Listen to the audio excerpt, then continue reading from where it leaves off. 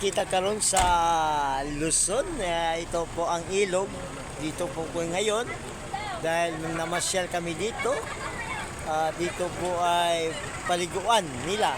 Dito po ngayon ang mga kasama namin dito, tatlong sakyanan kami ngayon. Dito yung mga kapatiran, yan, maliligo kami dito dahil pinansyal kami dito na sa Nueva Ecija.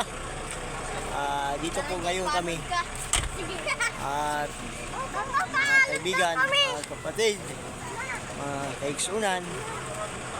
Tingnan nyo ang ilog at malakas ang dito. Marami ngayon ditong lumiligo.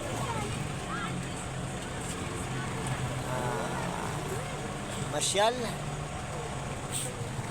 dito.